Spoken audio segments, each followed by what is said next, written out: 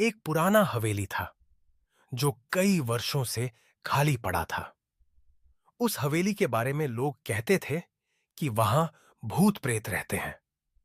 लोग उस हवेली के पास से गुजरने में भी डरते थे। एक दिन एक युवा लड़की नाम एमिली ने उस हवेली को खरीदने का फैसला किया।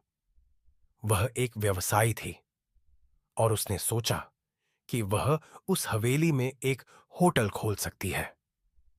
एमिली ने हवेली को खरीदने के बाद उसकी मरम्मत शुरू कर दी। वह हवेली के हर कमरे में जाकर देखती थी और वहां की हर चीज को साफ सुथरा करती थी।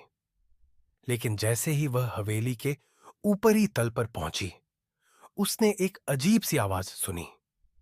वह आवाज एक पुराने आदमी की थी जो उसे कह रहा था, यहां से चली जाओ, यह हवेली तुम्हारे लिए नहीं है। एमिली ने उस आवाज को अनसुना कर दिया और आगे बढ़ गई। लेकिन जैसे ही वह अगले कमरे में पहुंची, उसने एक और अजीब सी चीज देखी।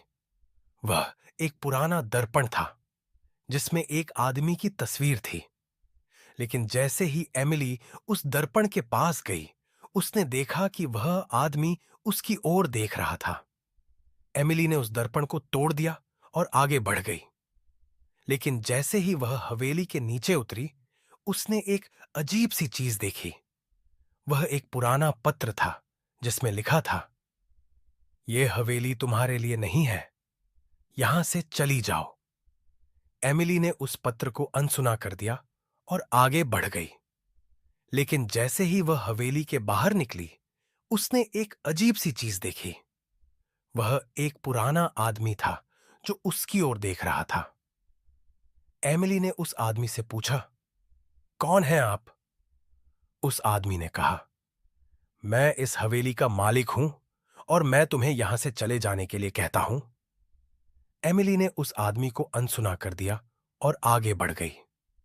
लेकिन जैसे ही वह हवेली के अंदर गई, उसने एक अजीब सी चीज देखी।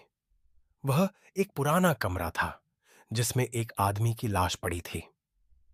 एमिली ने उस लाश को देखकर चीखना शुरू कर दिया। लेकिन जैसे ही वह वहां से भागने लगी, उसने एक अजीब सी चीज देखी। वह एक पुराना दरवाजा था जो उसके सामने बंद हो गया था। एमिली ने उस दरवाजे को खोलने की कोशिश की, लेकिन वह नहीं खुला।